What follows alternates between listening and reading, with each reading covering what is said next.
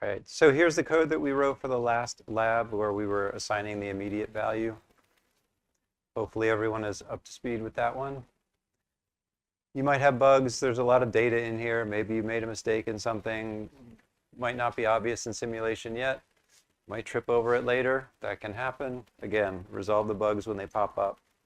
So back to our slides.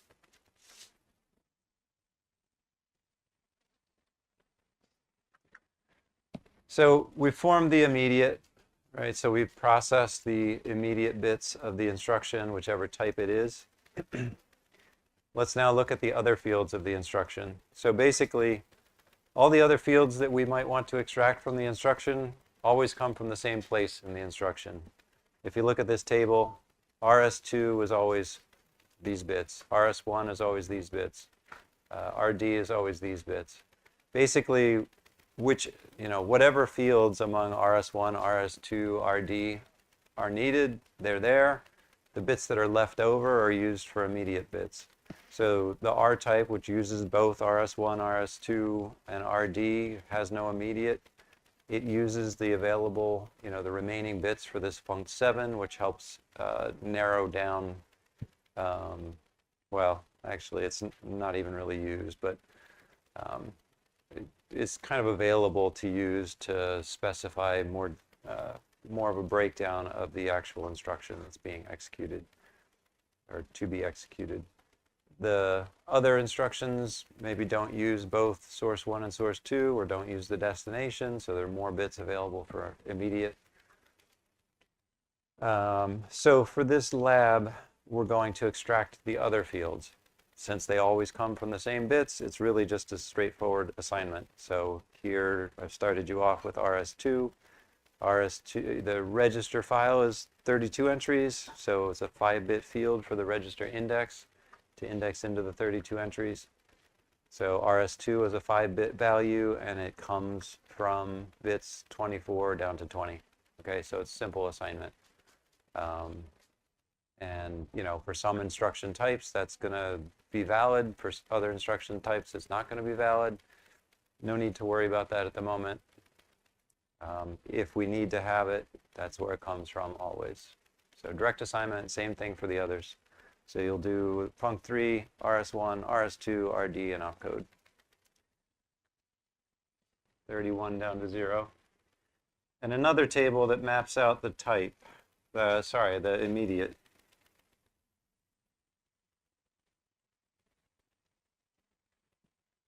I think maybe I drew this earlier when we were talking about the going through the decode cards, right?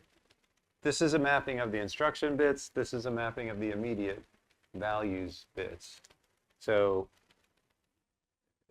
maybe some of these immediate, maybe we're forming the immediate by grabbing some of these upper bits, and they map to the immediate in this field. So you can kind of, when you're talking about the immediate, you can look at the instruction and say where are those immediate bits going to in the immediate field, or you can look at the immediate field and say where are the instruction bits, where are the immediate bits coming from in the instruction. They're just inverse mappings of each other, right? You're mapping bits of the instruction to the bits of the immediate field, and you can represent the table either way, with respect to the immediate bits or with respect to the instruction bits. Types have each of the fields in the same spot. So regardless of the instruction type, you're always getting the field from the same bits. Right.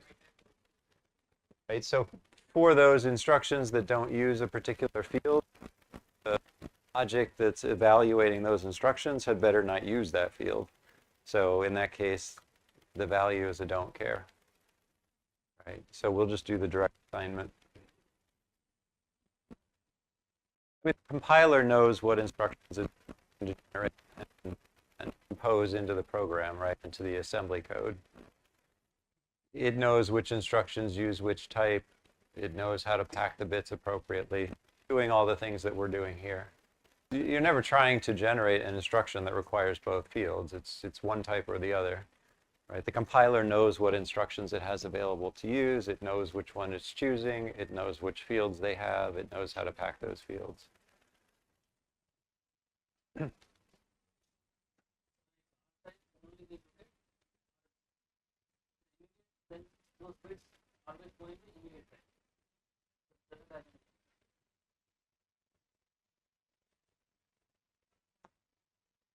Show me your green cards if you're ready.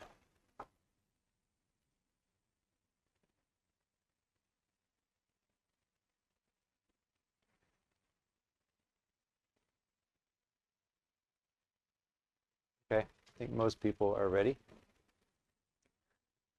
I've typed my code here. Hopefully I got all the bits right.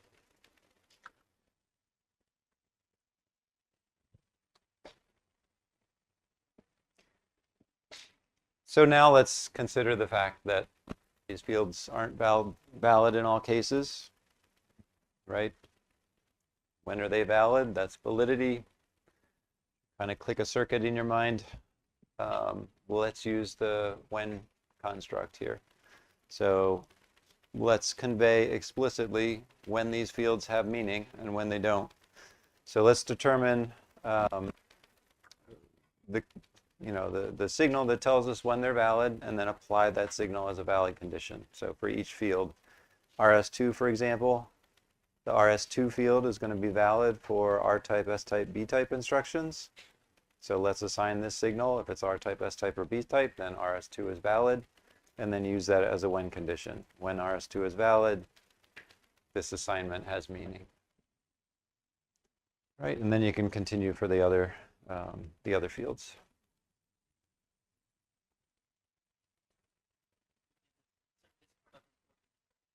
Yeah, and then, of course, indent the statements that you just created so they're under the when condition. There is. Yeah, you can search for TL Verilog mode. You also can use MakerChip in a mode where you're using an external editor, right? So if you wanted to use VS Code, you can edit your code in VS Code, and then under Project, Connect File. And then when you edit externally, when you compile in here, it'll grab the current version of your code and compile that. The logic that we're doing now is to reflect when these fields have meaning, right? What was the question?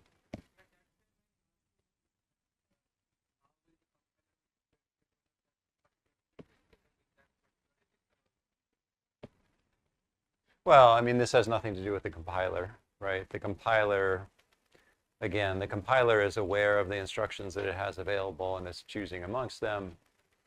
It knows what instruction it's choosing. It knows what the type is, so it knows how to pack the bits accordingly. And there are no instructions that are using both one of these fields as well as the immediate bits that would otherwise be used in that field. Right? The compiler has all the information that it knows that it needs to know how to use these bits.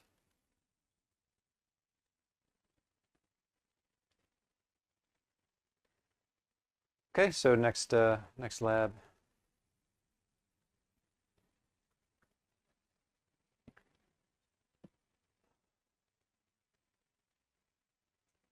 Okay, so we've decoded the instruction type, we've decoded its fields. Now we're going to decode to the level of the individual instruction, right? Essentially breaking it down by its mnemonic. We're going to start, so we're going through the whole CPU core to implement the functionality that's needed to execute our test program. We're going to implement this subset core, see our program running. We'll go back later and add the other instructions back in and all the details.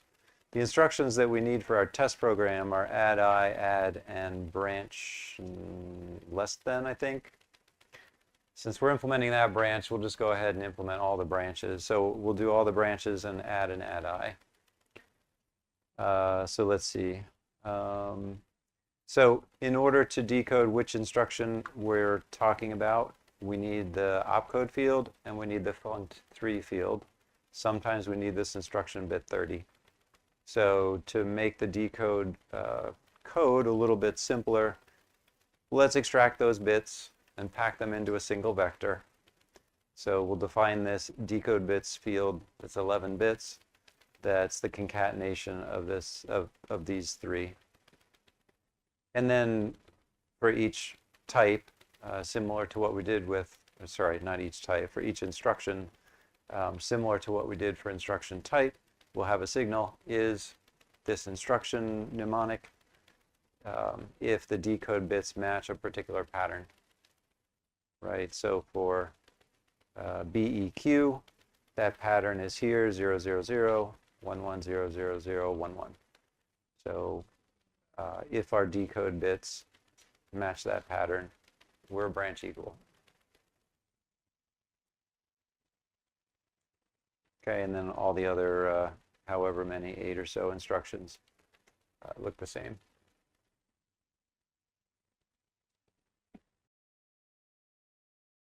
Again, if you copy this,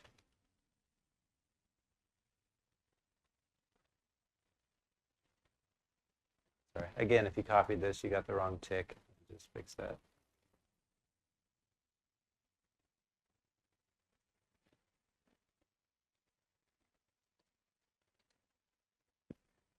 By the way, I forgot to mention this underscore here in the binary number. Verilog allows you to freely place underscores in numbers. They're ignored. It's just a way to kind of delineate fields. So for me, this is delineating the func3 bits from the opcode bits. Just helps to make it more readable.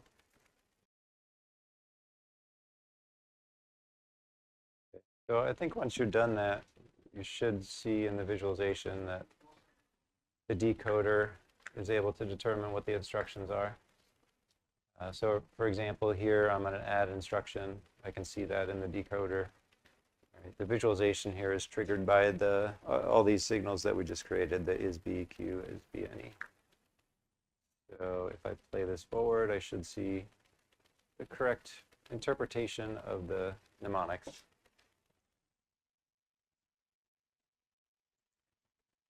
Okay, so you can give yourself a quick sanity check on those just to make sure all the mnemonics pop up correctly.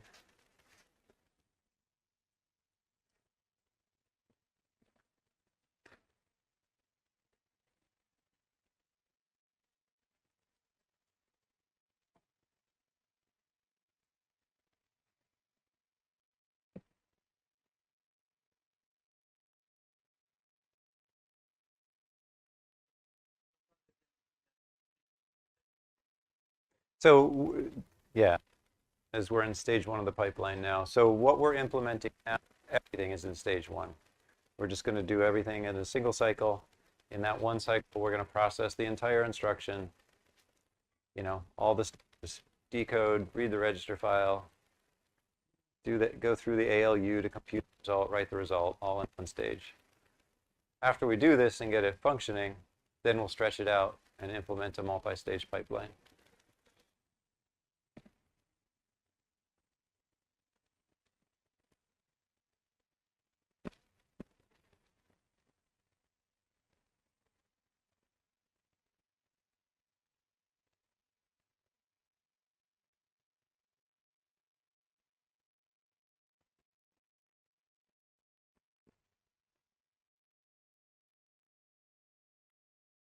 All right, so again, take a break for a second. I'll introduce the next lab.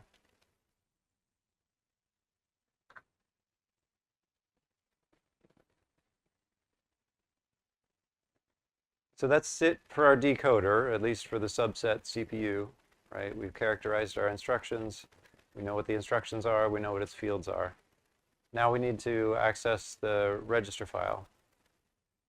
So part of the sort of motivation behind the instruction set architecture is to define the instructions in a way that they can be executed efficiently.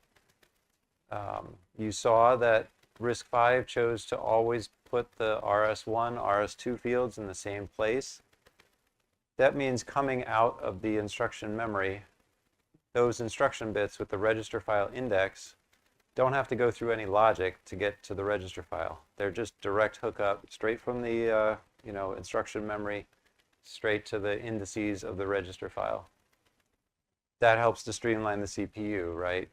This is a critical path that we're looking at all the way from PC through fetch, decode, register access at ALU.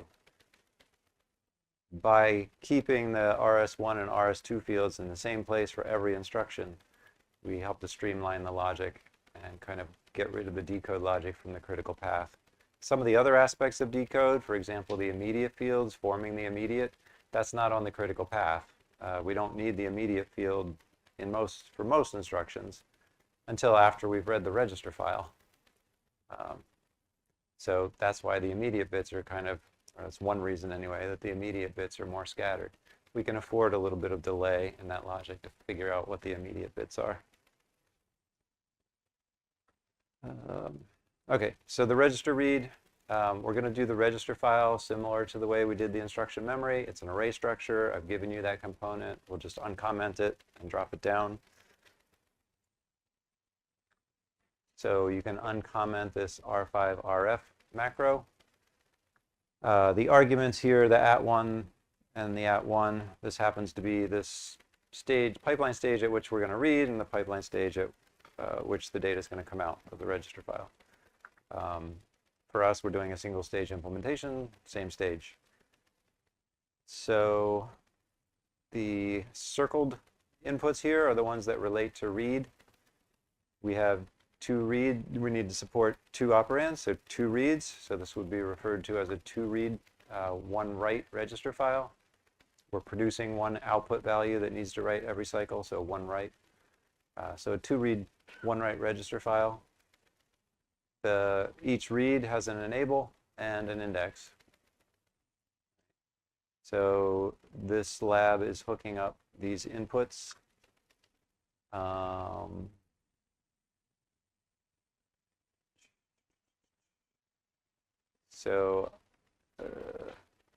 Yeah, so in this case, when we leave these dangling, they're going to take on default values the way the template is set up. So again, this lab is to just make the connections. When you uncomment this, you get signals that have this name, these names, and you just need to hook those up appropriately to the corresponding signals in your logic. So these are coming from the decoder, right? So what's the enable for the first port? That's going to be if there is a source 1 register. The enable for the second port, if there is a source 2 register. The index of the first read, the register file, the register index for this first source, so RS1. And likewise for the second, RS2, the index of that register. That's the address that we want to look up in the register file. So hook these 4 up, and you can run simulation, and you might see a little more behavior now in the visualization. Is that true? Probably not yet. All right.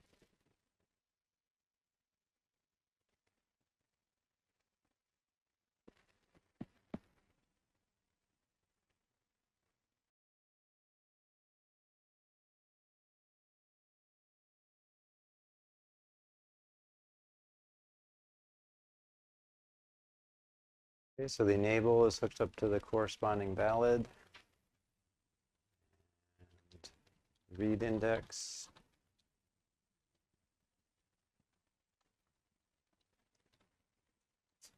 Is RS1.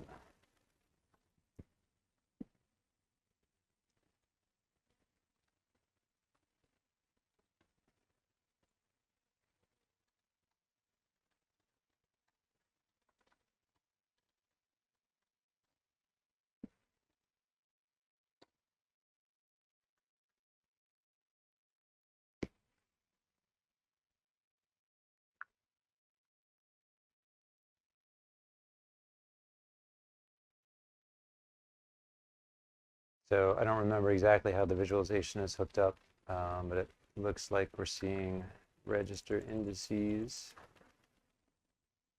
So X13, X11. So that was, or X10, that was probably showing before. So probably the next change we'll see in the visualization is when we hook up the data, the output data from the register file. So let's go to the next lab. Anybody need me to slow down?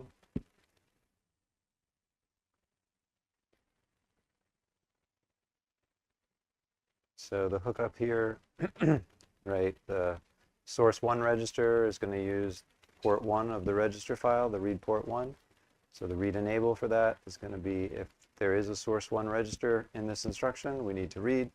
If there's a source 2 register, we need to read in port 2. The indices that we're going to read are the fields that we extracted from the instruction, the RS1 and RS2.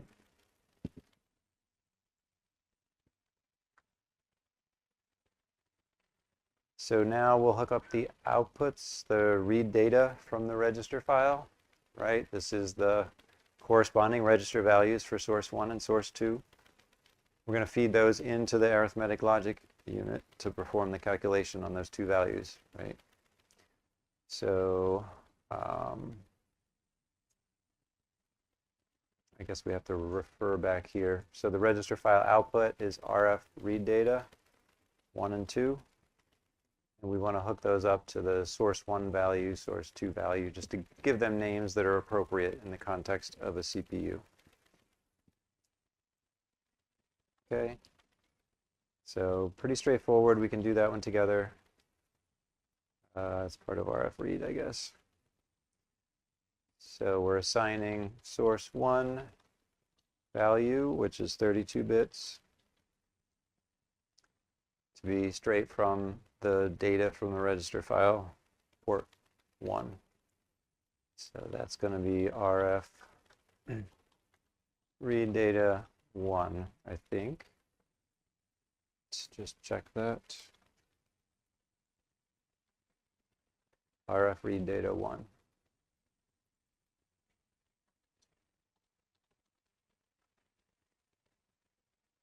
right, that's a value.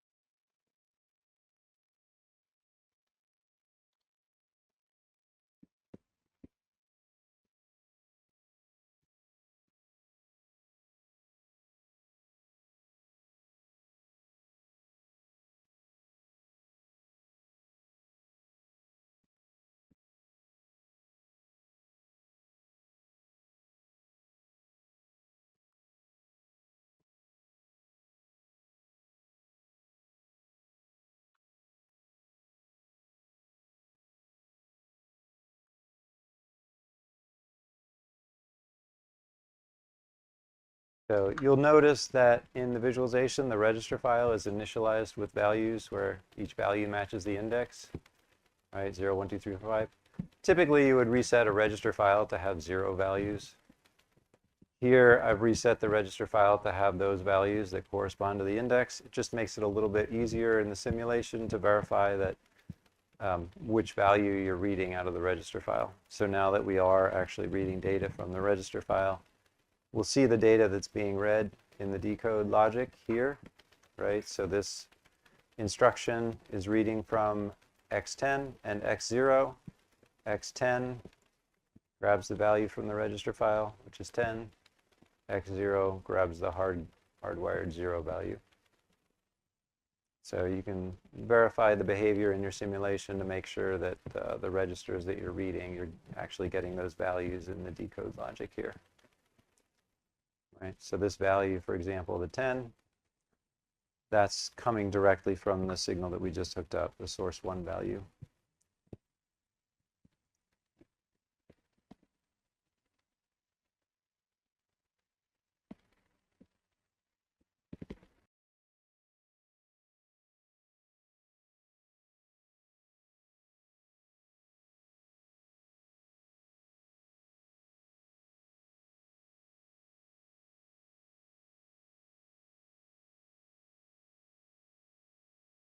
look at the ALU and then we'll take a break. So we've hooked up the signals that'll be the inputs to our ALU, the source 1 value and source 2 value. Our ALU needs to perform the requested operation. For our subset of instructions, we need add I, and also the branch instruction. The branch instruction is not performing any computation using the ALU, at least not the way we're coding this. So the only instructions we need to worry about are add and add I. So there's not really much to do here after I get you started. So the ALU is assigning a result. We'll call that result. It's 32 bits. And, you know, again, like I said, we're going to build this CPU out of muxes. The ALU is going to perform a different operation for every possible arithmetic instruction. So first for add I, right? If this instruction is an add I, the result should be the source 1 register value plus the immediate value. That's the definition of the behavior of add I. It's adding the source to the immediate. And then you can fill in the only one left would be add. So if this is an add, the definition of the behavior of the add is to add the two source registers together. Okay, so pretty straightforward. So code that up, take a look at the, let's see, what are you going to see in the visualization? I mean, you can assign to anything. Again, this is just a default assignment that we should never be reading. But at this point, you should see in the visualization the output value here.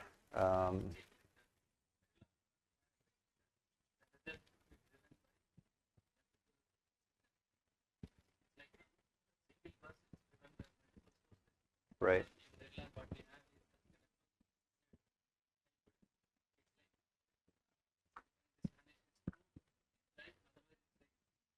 Yeah, you can have multi-driven buses in Verilog that default to a Z value, and you know you should have one and only one driver of that bus, at most one driver. If there are no drivers, it would be hold the Z value. We tend, I mean, regardless of Verilog or TL Verilog, we tend not to use that design style anymore because it's hard for the tools to analyze. But you know, in the rare cases when you do want that structure, you can still use the Verilog assignment constructs in TL Verilog. We're going to avoid that. But yeah, I was saying the result that we're assigning here is reflected in the visualization here in the decode block. So you should see meaningful results now calculated for add and add I.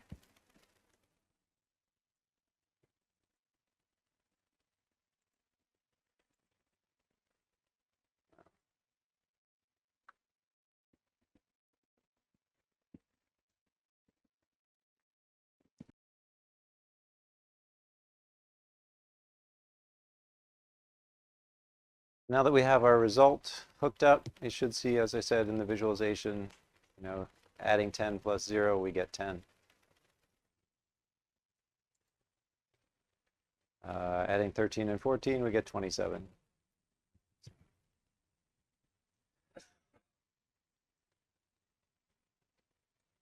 So next is to hook up register file write, right? We've instantiated our register file, but the write control signals are still dangling.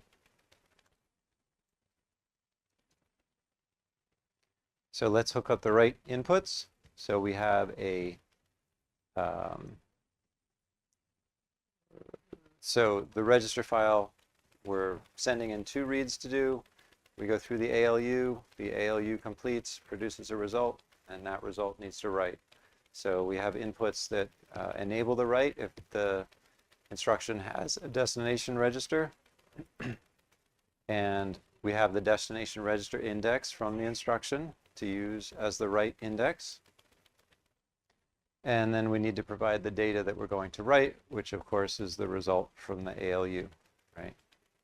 So let's hook up these 3 appropriately, right? So again, when we instantiated that macro for the register file, that gave us these 3 dangling inputs, which we need to assign.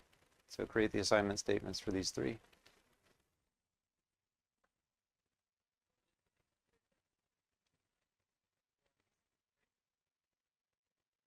This is provided, this is what the macro, so the macro is instantiating the logic of the register file.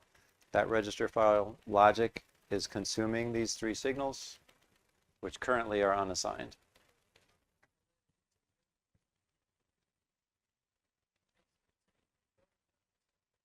Yeah, so the enable needs to always be a 0 or a 1, right? And the index and data need to be valid when we are writing.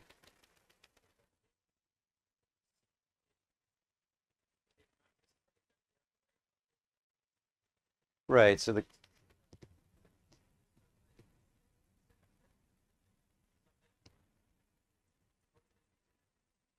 yeah, so the write enable for the register file, when the instruction has a destination register, it should be writing to the register file. So the write enable is RD valid.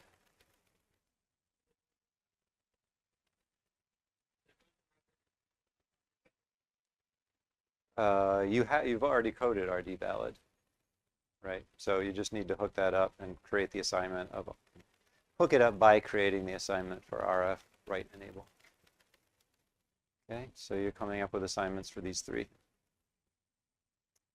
Last one here, step 3. So after you've done that hookup and checked out the simulation, we'll add in the wrinkle that in RISC-V, register 0 is a hard-coded 0 value. So we've instantiated a register file that actually contains R0. We will force it to 0 by never writing it. It's going to default to a 0 value. So as long as we never write R0, we'll always get a 0 when we read. So when you write, if the RD is 0, you need to disable the write enable, right, to prevent writes to R0.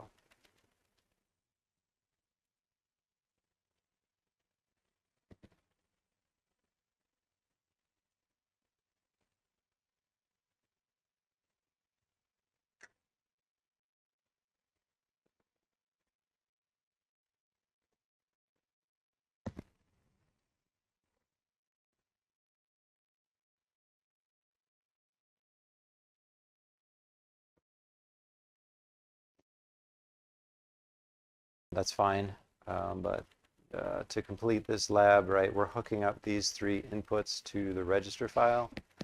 So we need to enable the write when, actually I put this comment in the wrong place. We need to enable the write when the destination register is valid for this instruction. The index that we need to write is given by the RD field, destination register field of the instruction. And the data that we need to write is what's coming out of the arithmetic logic unit. I did not yet do step 3. Okay, so step 3 is to deal with the fact that the X0 register is an always 0 register. And we're going to accomplish that by not writing to R0 ever, or X0 ever. So we want to do the write if RD is valid and it's not 0. So RD is not equal to, will be explicit, sorry, 5-bit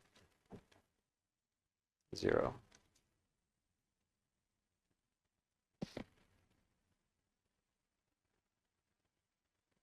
Makes sense?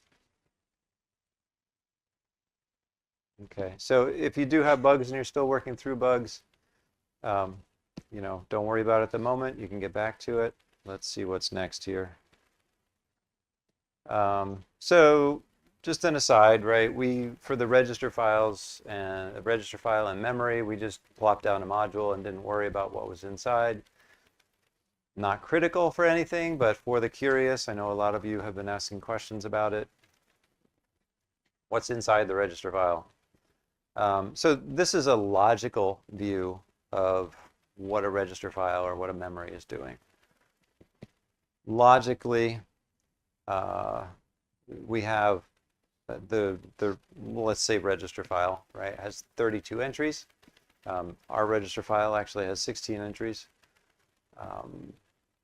but all the hookup is with bit widths that reflect a register file that would have 32.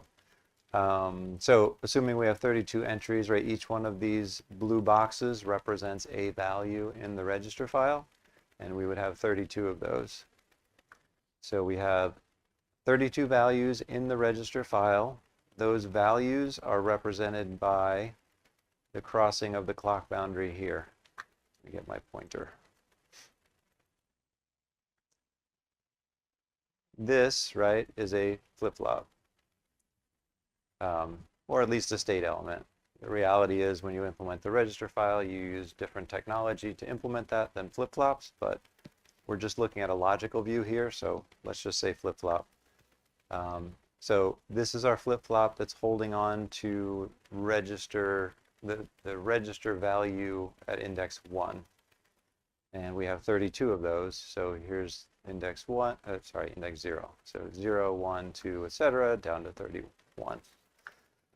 For each of those values, right, we need to, what should we look at first?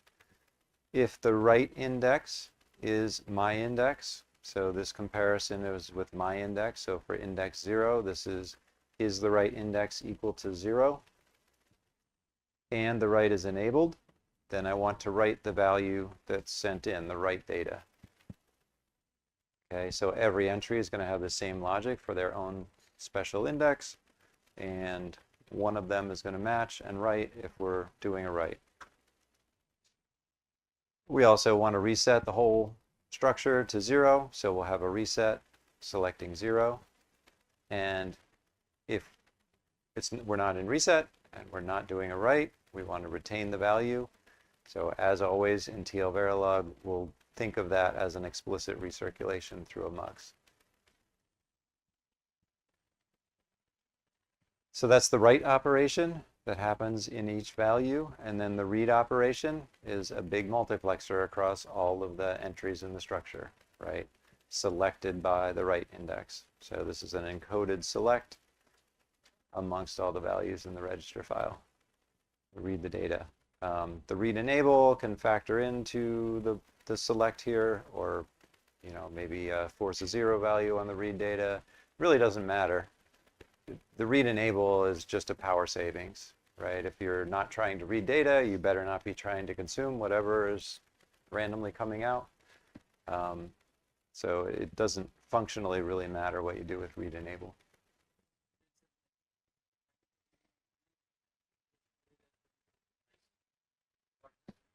If you're trying to read and write at the same time?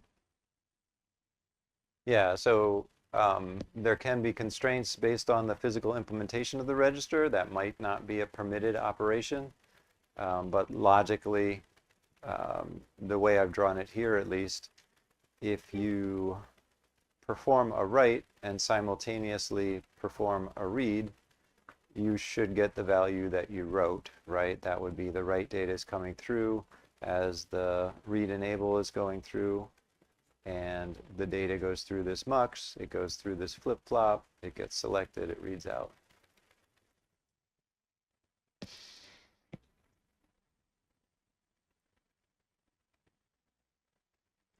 So what's more interesting to look at is kind of the TL Verilog view of the read and write operation in the context of a pipeline.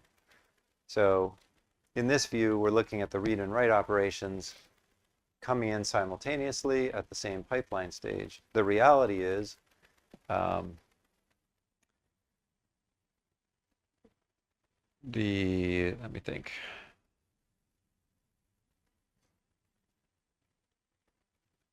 I'm just trying to think what I actually have depicted here. Okay, so if we have an instruction that is doing a read of source operands and it's also doing a write, right? What I just talked through, if we're doing a simultaneous read and write, we get that value. That's not what we want in our register file for an instruction. If the instruction is doing both a read and a write, we want the read to get the value from the previous operation.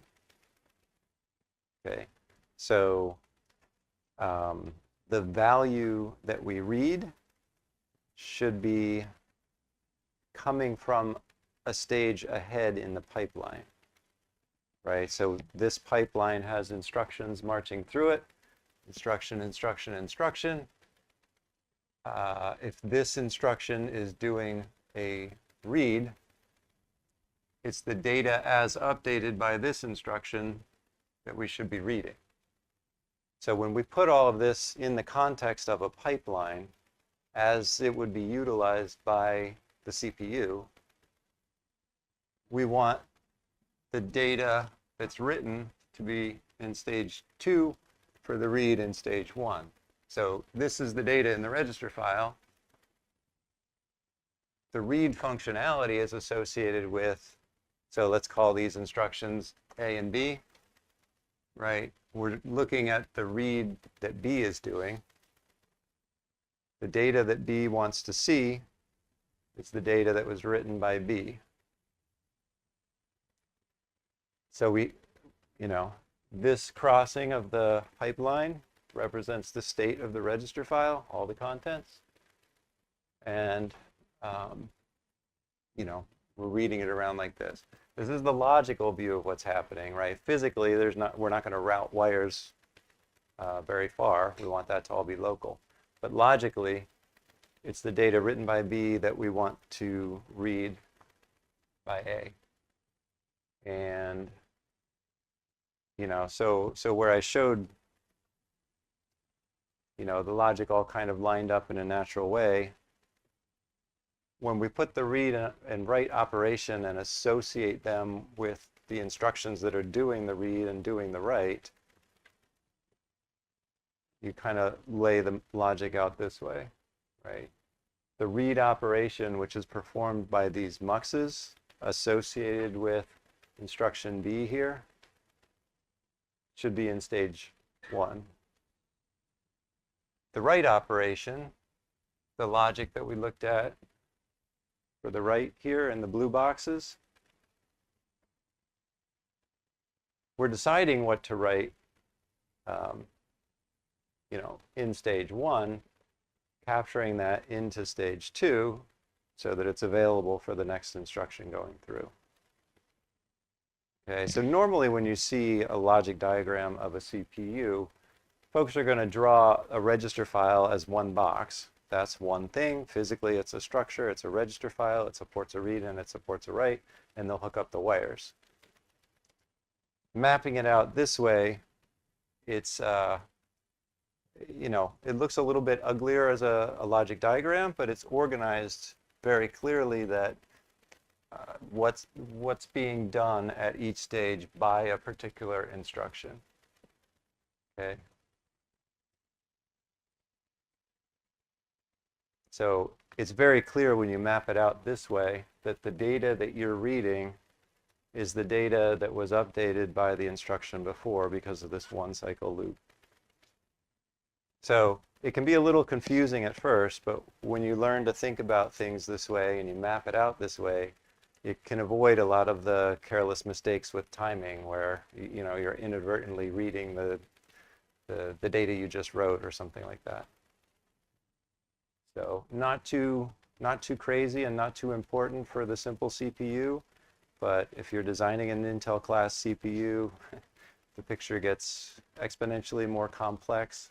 And if you don't have a clear thought process and a framework for thinking about time, you can easily make a lot of bugs that can be hard to debug.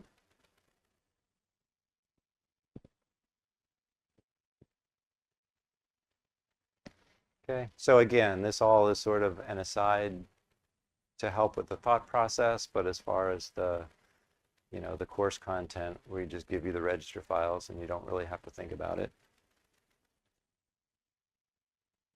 Okay, if there are any questions, I can field them.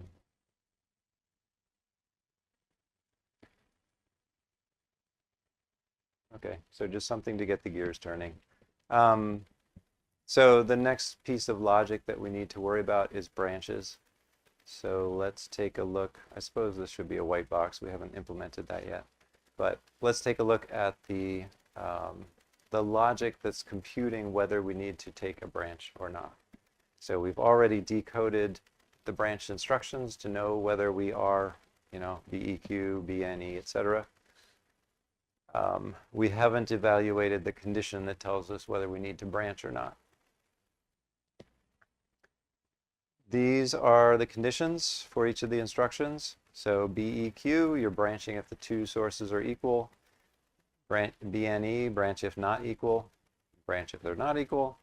Branch if less than, surprisingly. You branch if they're less than. This is a signed less than comparison.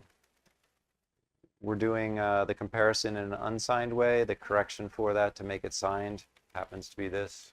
It's kind of an XOR on the top bits. Branch if greater than is similar, and these are unsigned comparisons, so they don't have the complexity of dealing with the signed bit. So BLT branch less than unsigned, you're going to take the branch if the source 1 is less than source 2. Okay, so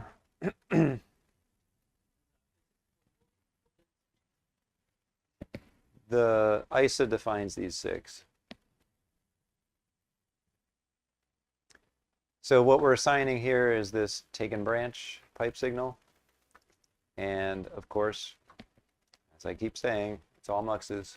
So depending on the type of branch, BEQ, BNE, you'll use a different comparison operation to determine taken branch, right? So if this is a BEQ, then you're taken branch if the two sources are equal. Similar for the remaining. So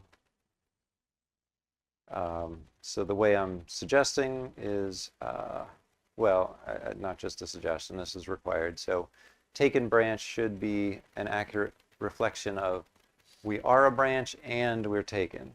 All right, so if we have a non-branch instruction, we want taken branch to be 0. So you can condition it on, am I this branch, am I this branch, am I this branch? The default then is I'm not a branch, so we're not a taken branch, so we should return 0. So the default case should be 0.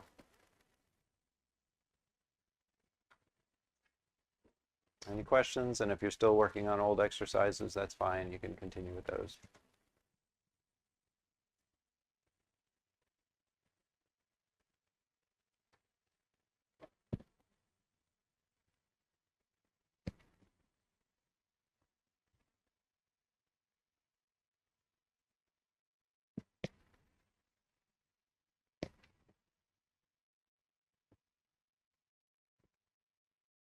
So what happened over here? Okay, so one of the students just now was noting that I'm doing the taken branch calculation before I do the register read. It's not that I'm doing it before the register read, it's just that that's the way I ordered my code. The code order doesn't matter. The code is declarative. I'm just declaring the existence of the logic. But sure, I kind of agree. Since we're doing the RF read first, maybe the branch code should be down here. But it makes no difference. Any other questions before we do the next lab?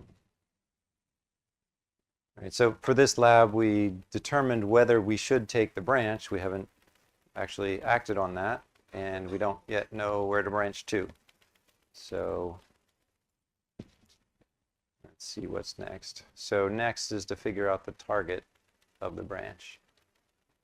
The target of the branch is defined as the program counter plus the immediate. Right, the immediate is an offset from the current PC for the branch.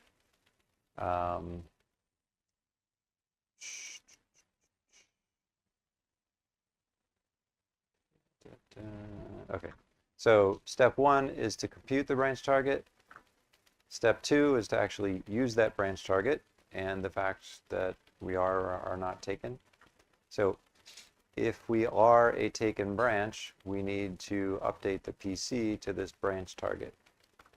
So this becomes another input to our PC mux, enabled by taken branch. Right? So we've defined taken branch to mean we have a branch instruction, and I don't think we have a valid signal at this point. Okay, I guess we did it right. We have a taken branch instruction, and the condition is true, so we should branch. So taken branch means we should branch. That's our select now for the PC mux to select this branch target PC. And you know, you can tell from the logic diagram the way I drew it, right? We're taking the decision made by this instruction in stage 1 and applying that to the PC of the instruction after, right? So if this instruction in stage 1 is a branch, the instruction in stage 0's PC should be the branch target of this guy. Okay, so make sure you're hooking this up with the right relationship, timing relationship. That's it. Check your behavior, debug it. After this is hooked up, your code should actually be taking the branch. Okay.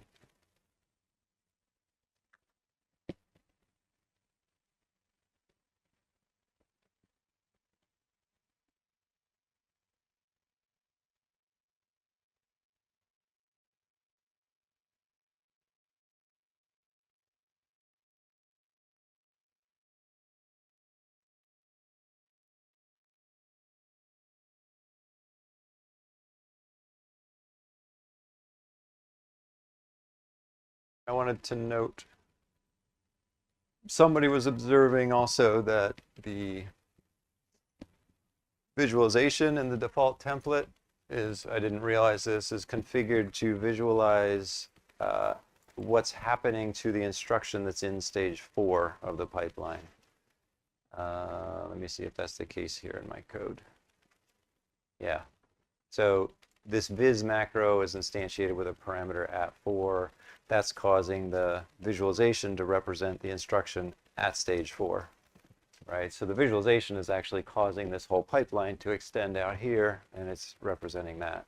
So when you're looking at your visualization and your waveforms, just realize that the cursor, the white cursor, is telling you the time of the visualization. That reflects at 4, whereas the signals that you're looking at are a different time. So you have to adjust for that. You can also, at this point, it's safe to change this at 4 to an at 1. Should be fine, I think. But just realize we have to change it to 4 when we stretch the pipeline out.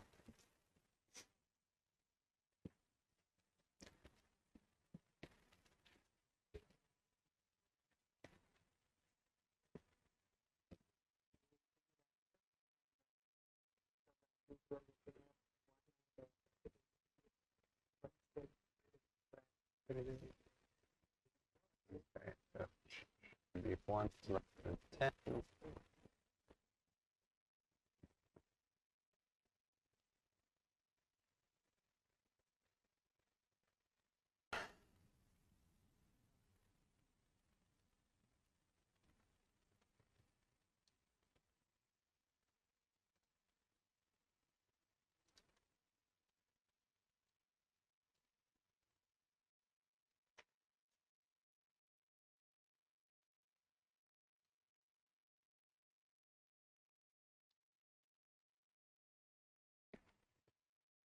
So my target PC is the PC plus the immediate.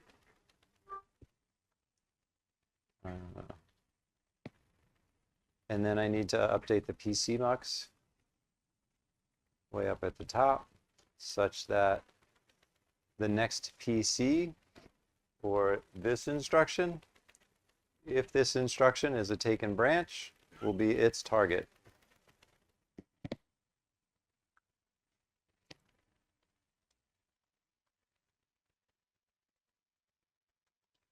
So if the previous instruction was a taken branch, that's right. Then I want to use the previous instructions branch target PC.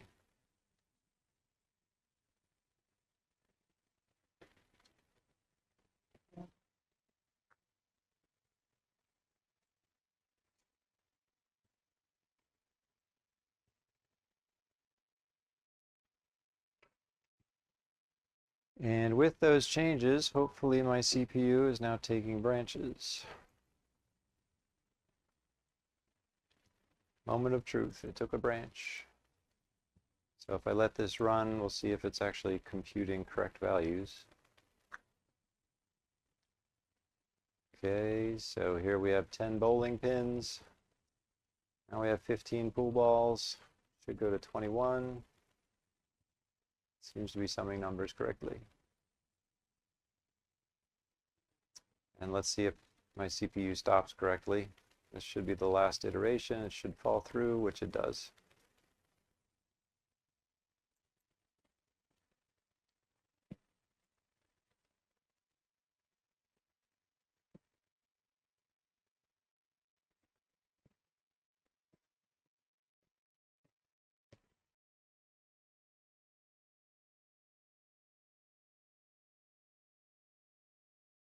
So I think the next one should be the last one for our CPU. Yeah. So this last one is pretty quick. I think most of you have your CPUs working, at least many of you. Working at this point means that you're getting that 45 value and then your code just falls off the edge of the earth.